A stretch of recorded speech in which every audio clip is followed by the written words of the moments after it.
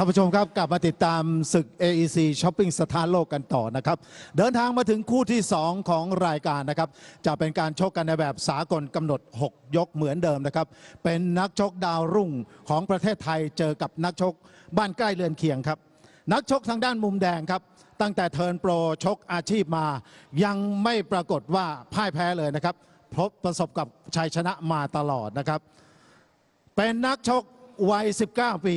จากอำเภอเมืองนครปฐมขอเสียงปรบมือต้อนรับพายุ ส.กุลวงศ์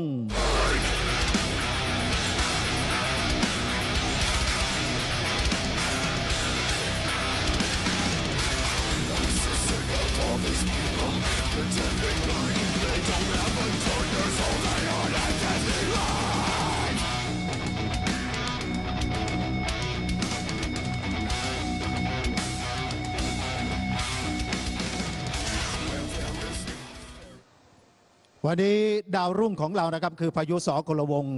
เจอกับกระดูกชิ้นโตครับเป็นนักชกที่มีประวัติการชกที่แม่ดูแล้วสถิติการชกมากกว่านะครับเป็นนักชกวัย 21 ปีจากเมืองสองขอนสวรรณเขตสปป.ลาวชก 19 ครั้งชนะ 10 แพ้ 9 ครั้งขอเสียงปรบมือต้อนรับนักมวยทางด้านมุมน้ำเงินจากสปป.ลาวสมชายสิทธิ์หงส์คำ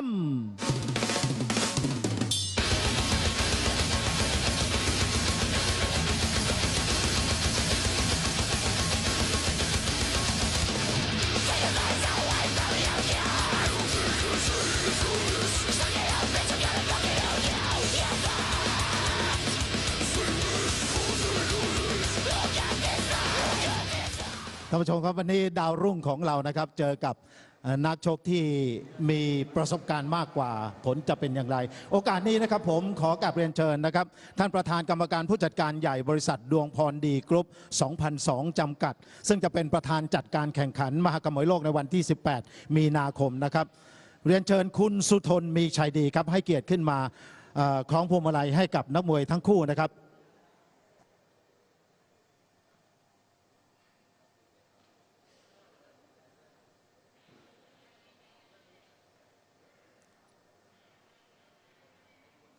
ขอเสียงปรบมือดังๆครับคุณสุทนมีชัยดีนะครับประธานจัดการแข่งขันมหกรรมมวยโลกวันที่ 18 มีนาคมนะครับและช่วงเวลาต่อจากนี้นะครับพบกับนนท์นารายณ์และคุณสันทชัยผลชีวินครับกลับมาพบกับคู่ที่2นะครับของรายการมหกรรมมวยโลกในวันนี้ซึ่งเป็นการชกของดาวรุ่งเลยนะครับพายุ ส.กุลวงศ์ครับพบกับนักชกจากสปป.ลาวเลยนะครับคุณสุนนท์ใช่ครับก็เป็นผลพวงของการที่เสียโก้เดินทางไปเปิดตลาดที่สวรรณเขตนะครับคุณชัยปีที่แล้วนี่5 ไฟท์ครับปีนี้ก็ประมาณ5 ไฟท์เลยนะครับทำให้นักมวยจากฝั่งลาวก็ตื่นตัวนะครับวันนี้มีโอกาสได้มาโชว์ฝีมือในเมืองไทยนะครับประวัติของนักมวยทั้งคู่ครับฝ่ายแดงพายุ ส.กุลวงศ์นี่มีชื่อจริงว่าจตุรงค์ยืนยงครับอายุ19 ปีเป็นชาวอำเภอเมืองจังหวัดนครปฐมนะครับชกมวยสากลอาชีพมา4 ครั้งก็ชนะรวดเลยนะครับชนะทั้ง4เป็นการชนะน็อกเอาท์2 ครั้งส่วนนักมวยจากสปป.ลาวก็คุณสารชัยก็สำหรับสมชายนะครับซึ่งหรือว่าสิทธิ์ทองคำสิทธิ์ทองคำเนี่ยนะครับก็อายุ21แล้วนะครับก็สถิติชกชนะ10แพ้9นะครับประสบการณ์นี่ถือว่าเหนือกว่าพายุอันนี้ต้องมาดูครับเพราะว่าเดินทางมาทุกทีนี้ขึ้นชกในถิ่นตัวเองนะครับที่สวรรค์เวกัสสปป.ลาวคราวนี้มาชกเมืองไทยครับคือบรรยากาศที่สปป.ลาวในชั่วโมงนี้นี่คึกคักมากเลยนะครับเพราะมีการจัดแข่งขันมวยสากลอาชีพแล้วก็มวยไทยในหลายๆแขวงครับอาจารย์ใช่หลายแขวงเลยนะครับมวยไทยคึกคักมากก็มีรายการที่ก่อเกียรติโปรดักชั่นจะไปจัดวันที่ 10 เมษายนนะครับที่สวรรค์เวกัสที่สวรรณเขต10 เมษายนใช่ครับน่าจะเป็นคิวของก้องพลากุลวงศ์ก้องพลาใช่เพราะเป็นนักมวยขวัญใจชาวไทยแล้วก็ชาวลาว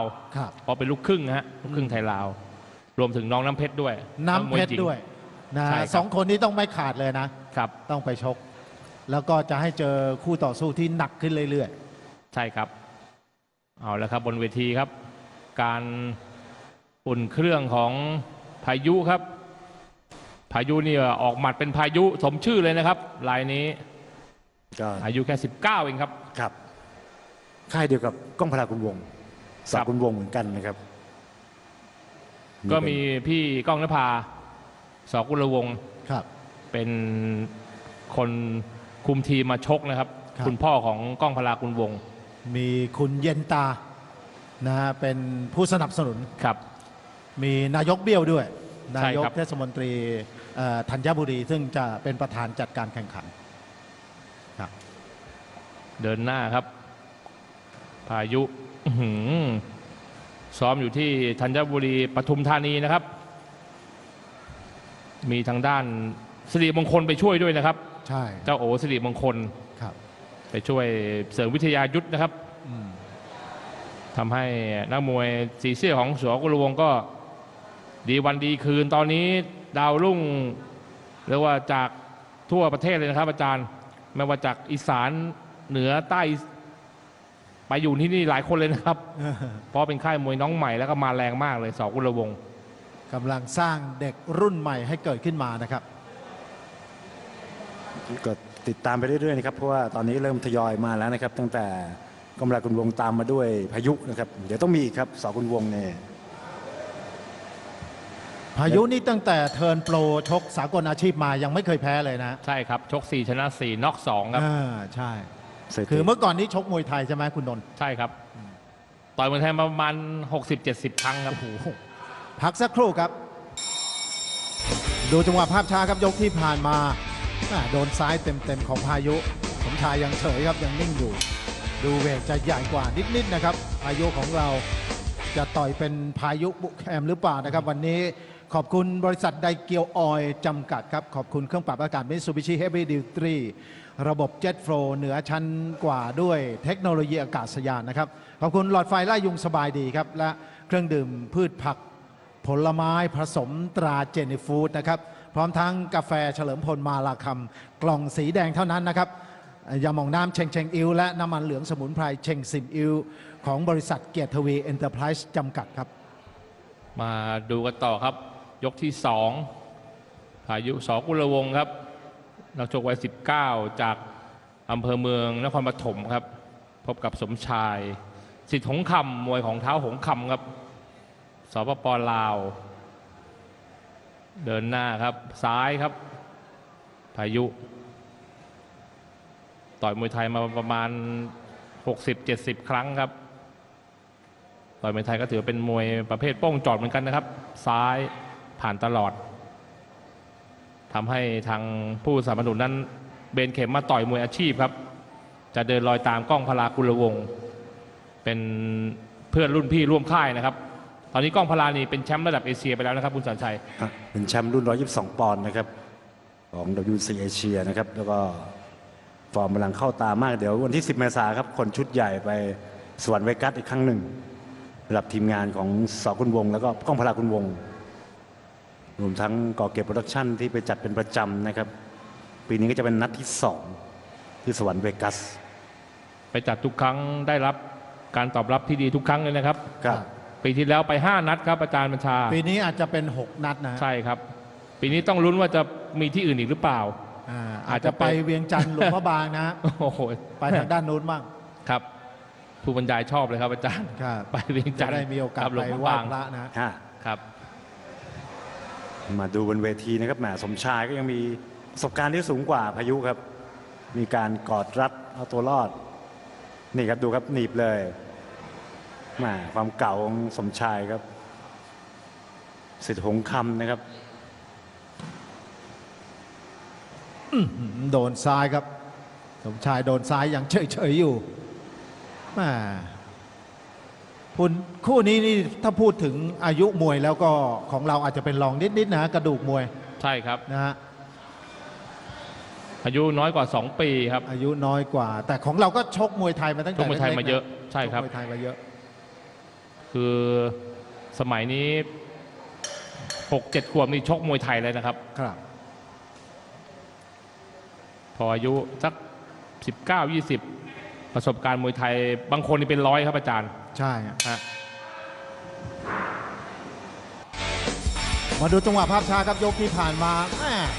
พายุเราบุกเป็นพายุเลยทีเดียวนะฮะแม่ยังติดกาดเป็นส่วนใหญ่ครับนี่ซ้ายโดนเข้าไปหมัดยังนิ่งๆอยู่นะครับวันนี้ขอขอบคุณท่านประธานกรรมการผู้จัดการใหญ่บริษัทดวงพรดีกรุ๊ป 2002 จำกัดนะครับซึ่งจะเป็นประธานจัดการแข่งขันมหกรรมมวยโลกวันที่ 18 มีนาคม 2558 ที่จะถึงนี้นะครับคุณสุทนมีชัยดีนะครับและขอบคุณท่านประธานบริหารพัทยาบ็อกซิ่งเวิลด์ครับคุณโอรสชุติมันขอบคุณเช็คอินอันดามันครับขอบคุณมาโชเอ็มปูนอินซีและมูลนิธิเศรษฐีเรือทองครับยก 3 ครับพี่ก้องนภาแฟร์เทคครับเป็นเทรนเนอร์ด้านล่างบอกว่าให้เดินเร็วขึ้นแล้วก็ขยันมากให้ขยันขึ้นนะครับเพื่อที่จะทำให้คู่ต่อสู้นั้นแต่ว่าตอบโต้ไม่ได้นะครับเราชิงเดินก่อนแล้วก็ใช้ความขยันช่วยครับซ้ายเข้าในก็ยังใหม่อยู่นะครับอายุแค่19 ปีมวยอาชีพแค่4 ครั้งเท่านั้นนะครับพายุของเราแตกต่างจากนักมวยจากสปป.ลาวครับที่ต่อยมา19 ครั้งครับประสบการณ์เป็นรองพอสมควรครับภายใต้กระดูกมาจากมวยไทย เมื่อสักครู่นี้ใช้เหลี่ยมมวยไทยฮะกรรมการต้องเตือนนิดหนึ่งมีการใช้ลักษณะแบบเหมือนเหวี่ยงครับ ยังไม่จับตีนะแบบเหวี่ยงใช้ไหล่ใช้ไหล่เหวี่ยงก็ต้องพยายามว่าตัดมวยไทยออกไปนะครับอาจารย์บางคนตัดไม่ได้นะครับคือเพิ่งมาชกสากลอาชีพ4 ไฟต์ใช่ก็ยังติดมวยไทยเหลี่ยมติดเหลี่ยมมวยไทยใช่ครับเหมือนกับเพชรจอแฮสมัยแรกๆที่ชกเป็นไงเดินแข็งทื่อเลยนะโอ้โหเดี๋ยวนี้เริ่มนะเดี๋ยวนี้มีจังหวะบางคนมีเตะมีแทงเข่าด้วยนะนั้นลืมตัวหรือว่าตั้งใจไม่แน่ใจเอาละครับสู้กันสนุกครับมวยจากสปป.ลาวสมชายก็ใช้แผนตั้งรับประสบการณ์ช่วยดูเขาจะยาวกว่าเราด้วยนะครับดูเขารูปร่างเขาใหญ่กว่าบางทีแบบโดนพายุแล้วก็เขาก็เฉยๆนะเพียงแต่ว่าของเราต้องขยันออกหมัดแล้วก็เน้นความแม่นยำครับตามที่เทรนเนอร์สั่งครับต่อยตามสั่งครับพายุเข้าในทำยังไงครับทำยังไงประสบการณ์ยังน้อยอยู่ครับแหมแล้วดูสมชายนะครับขยับหนีออกมาไกลเลยรอให้เราเดินเข้ามาอีกมาต่อยลูกเดียวก็คุณสารชัยบางทีบางครั้งอาจจะดูเก๊ๆกังๆนะครับอาจารย์แต่ก็ขยันนะขยันยังไม่อยู่อัดลำตัวเข้าไปขยันต่อยไปเรื่อยครับเยอะนะครับโดนไม่โดนครับไม่อัดไปเรื่อยครับมาถึงปลายยกครับพายุยังเดินครับหมดยกครับพักสักครู่ครับเข้าสู่บรรยากาศสดๆกันเลยครับเดินทางมาถึงยกที่4แล้วครับวันนี้ขอบคุณกาแฟเฉลิมพลมาลาคำครับกล่องสีแดงเท่านั้นนะครับวันนี้คุณอมรินทร์พรประธานครับเป็นตัวแทนเฉลิมพลมาลาคำนักร้องลูกทุ่งหมอลำที่ดังที่สุดในภาคอีสานนะครับขอบคุณยาหมองน้ำเชงเชงอิวแล้วก็น้ำมันเหลืองสมุนไพรเชงซิบอิวโดยบริษัทเกียรติทวีเอ็นเตอร์ไพรส์คุณอมรินทร์พรประธานเดินทางมาเป็นตัวแทนมอบให้เช่นเดียวกันนะครับขอบคุณบริษัท AEC Shopping Center ครับบริษัททวินสเปเชียลจำกัดและ Maximo Solution โดยนายพลคนขอนแก่นครับครับคุณอมรินทร์พรประธานนี่ไปทุกที่ที่มีมวยโดยเฉพาะกับทีมงานก่อเกียรติโปรดักชั่นวันพรุ่งนี้ที่กำแพงแสนไปไหมฮะไปครับไปนะเมื่อกี้แกบอกว่าแกไปแน่นอนโอเคนะฮะก็ติดตามชมคุณอมรินทร์ได้นะครับเพราะว่าจะเป็นคนที่มอบรางวัลมอบโชคให้กับนักมวยนะครับเดี๋ยวนี้คุณอมรินทร์นี่ทั้งประเทศไทยนี่มีคนรู้จักมากกว่าเรา3 คนนะ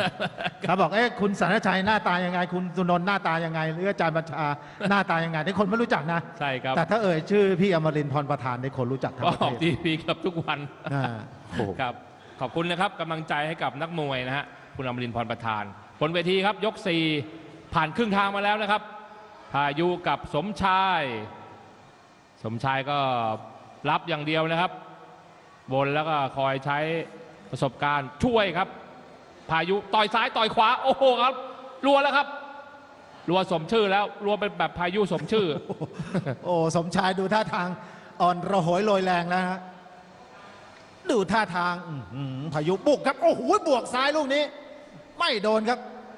ยังไม่เข้า ตาม โฟกัสครับอาจารย์ ตามครับตามเช็คบินยก วันนี้จะเก็บชัยชนะเป็นครั้งที่ 5 ติดต่อกันได้หรือเปล่านะครับพายุซ้ายอีกทีหนึ่งแม่หัวใจนี่ถือว่าใช้ได้ครับ ความแม่นยำก็ต้องไปเพิ่มเติมครับ เพราะว่ายังต่อยน้อยอยู่ครับ 4หัวใจ 4ครั้ง เกินร้อยฮะคุณสุนนท์ หัวใจดีมากครับ ครับ ต้องไปปรับปรุงเรื่องเบสิกการชกอีกนะครับ ตัวนี้ยังดูแข็งอยู่เลยฮะ หมัดแยบด้วยนะ ยับ ครับ เดี๋ยวต้องให้สิริมงคลสอนหมัดแยบ ให้เจ้าโอเลยสอนเลยเนี่ยโอเข้าแชมป์ยับอยู่แล้ว ครับ ฮะหมัดยับนี่มีผลเยอะมากเลยนะครับ ครับ ในการต่อยมวยสากล บางทีบางครั้งนี่ยับอย่างเดียวน็อกคู่ต่อสู้ได้เลย สมัยจำอดีตแชมป์โลกชาวไทยอะ อ่า โผลกิ่งเพชร ครับ แยบจนคู่ต่อสู้แตกเลยนะ ใช่ ณสุนนท์ ครับฮะลูกนี้สำคัญเลยนะครับ โอ้โห สำหรับอื้อหือเสียงดังปักเลย ยังปักแต่ไม่มีใครลงฮะ ครับ แหมดูครับเดินแบบย่างสามคุมเลยนะครับทางด้านพายุ โอ้โหแล้วครับรัวชุดนี้ โดนเข้าไปมีอาการ เอ้า โดนซ้ายเต็มแล้วครับซ้ายบน อ้าวเริ่มโดนเยอะนะครับ สมชาย ยังกัดฟันบวกครับหมดยกก่อนครับ ดูช็อตสวยๆในยกที่ 4 ที่ผ่านมาครับซ้ายลูกนี้ยังคล่อมอยู่ครับ เก่งขวาลำตัวพยายามบวกซ้ายนะครับ ขอบคุณ AEC Shopping Center ครับ 02-668-2220 นะครับ กุญแจเครื่องมือสารพัดช่างโซโลครับ บริษัทต่อสยามคอมเมอร์เชียลจำกัดนำเข้า และจัดจำหน่ายยางนิโตะจากประเทศญี่ปุ่นนะครับ ขอบคุณซูโฟติกครับ เครื่องสำรองไฟฟ้ามาตรฐานอุตสาหกรรมครับ มาดูยก 5 นะครับ พายุกับสมชายปลายยก 4 นี่ทำท่าไม่ดีนะครับ สมชายโดนหมัดเข้าไปนี่อาจจะลงได้ครับยกนี้ถ้าเกิดว่าเดินไล่หนักขึ้นแล้วก็รัวแม่นๆครับพายุ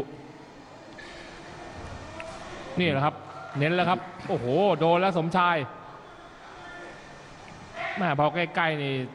ต้องฝึกให้มากขึ้นนะครับ ลูกใกล้ๆของพายุ เหมือนที่คุณสารชัยเรียน ฮะ แม่มีอัปคัตด้วยครับ ลูกวงในนะครับต้องปรับปรุงครับพายุครับ ยังเดินทื่อเข้าไปครับแหม่สมชายเริ่มแผ่วแล้วนะครับ มันตัดลำตัวดีๆครับพายุเดินชนต่อ ความแข็งแกร่งนี่ได้แล้วครับพละกำลังแหม่ยังไม่แม่นครับซ้าย แม่ลูกนี้ใช้แรงเยอะมากครับ แต่ไม่โดนเดินอีกครับเอาความหนุ่มสู้แต่ลูกใกล้ๆเรายังต่อยไม่ได้ครับ ซ้ายครับ2 ทีเอาแล้วครับ ซ้ายทีหนึ่งสมชายกอดครับ เห็นท่าไม่ดีก็กอด นี่คือประสบการณ์ครับ โดนหนักๆเข้าไป 2 หมัดนะครับ สมชายต้องกอด พยายามจะประวิงเวลาครับเนี่ยซ้ายโดนครับแม่นครับ ลูกฮุกซ้ายของพายุ อาวุธของสมชายนี่น้ำหนักไม่ได้เลยนะครับ อยู่ที่พายุแล้วครับตอนนี้ จะเช็คบินได้หรือเปล่าครับ หมัด ยก ของ 5 หมัดของสมชายนี่เบาวิวไว้หมดแล้วฮะ อายุไม่ต้องกลัวแล้วนะครับ เดินหน้าเข้าไปได้เลย เบาเป็นสมชายสายลมเลยนะ แหมก็ยังมีลูกเก่านะครับ มีกอดมีรัดมีหนีบหมัด โอ้โห ช่วยไว้ ข โอ้ วา โห ลำตัว ซ้ายลำตัว โอ้โหแม่ใจเกินร้อยครับ พายุสกุลวงศ์ ความมุ่งมั่นดีมากครับ แต่ก็ต้องหาประสบการณ์เพิ่มขึ้นเรื่อยๆนะฮะพายุ เด็กจากนครปฐมนะครับนานๆทีครับจะเห็นมาจากนครปฐมครับ ครับ ฝั่งนั้นเขต 7นี่ส่วนใหญ่จะมาจากราชบุรีเยอะครับอาจารย์ นักมวยจากราชบุรีแล้วก็ทางด้าน กาญจนบุรี กาญจนบุรีครับ นครปฐมนานๆจะเจอสักคน โอ้ย โอ้โห นี่นะครับพละกำลังยังมีเหลือเฟือครับ ซ้ายครับ พักสักครู่ครับ เดินทางมาถึงยกสุดท้ายแล้วนะ ของคู่ที่ 2 ของรายการ วันนี้ขอบพระคุณท่านประธานกรรมการผู้จัดการใหญ่บริษัทดวงพรดีกรุ๊ป 2002 จำกัด ประธานจัดการแข่งขันมหกรรมมวยโลกวันที่ 18 มีนาคม 2558 นะครับ ที่วังน้อยอยุธยานะครับ คุณสุทนบีชัยดี แล้วก็ขอบคุณสุภติกครับผู้นำเรื่องเครื่องสำรองไฟฟ้าจัดจำหน่ายในร้านไอทีชั้นนำทั่วประเทศแล้วนะครับ ติดต่อได้ที่ 02-186-3010 ขอบคุณเครื่องปรับอากาศ Mitsubishi Heavy Duty ระบบ Jet Flow เหนือชั้นกว่าด้วยเทคโนโลยีอากาศยานครับ มาติดตามชมครับยกสุดท้ายการอุ่นเครื่องของพายุสกุลวงศ์ครับนักชกไทยกับสมชายสิทธิหงคำครับจากสปป.ลาว5 ยกเศษๆที่ผ่านมาก็ไม่มีลูกนับเลยนะครับ เกมการชกก็เป็นไปในแบบสมชายตั้งรับครับ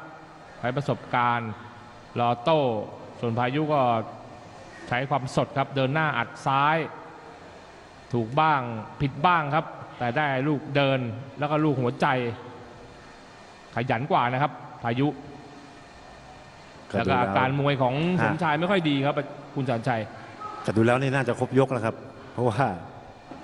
แหมทางพายุนี่เดินบทเต็มที่แล้วนะครับแต่ว่าสมชายเขาใช้ประสบการณ์ครับเอาตัวรอดก็ยังเป็นอาถรรพ์กันต่อไปว่าใครจะชนะน็อกได้นะครับที่รายการนี้เวทีนี้นะครับสำหรับมวยสากลโอกาสต่อไปต้องเอาเพชรจอแฮมาชกแล้วใช่เพชรจะน็อกได้ไหมเธอศักดิ์เนี่ยใช่ต้องแบบนี้ครับเพราะว่าเทพฤทธิ์ก็น็อกไม่ได้นะครับสดปืนซียิมก็น็อกไม่ได้มาดูพายุครับยังพอมีเวลาเหลือ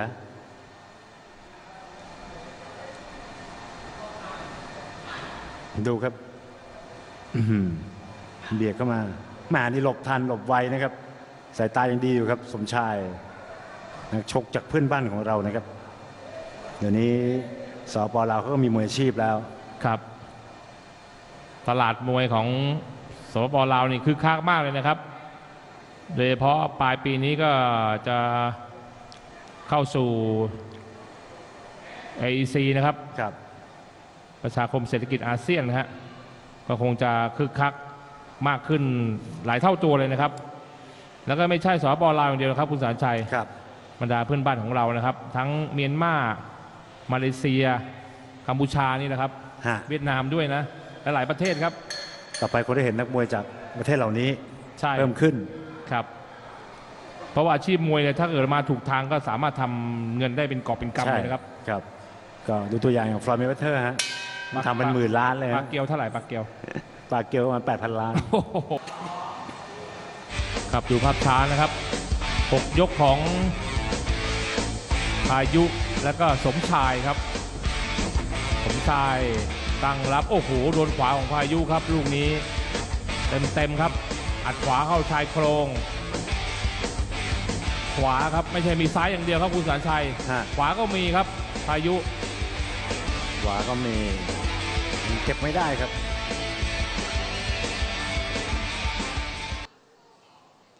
ท่านผู้ชมครับกลับขึ้นมาบนเวทีครับผลการแข่งขันของมวยคู่ที่2ออกมาแล้วนะครับผู้ชนะได้แก่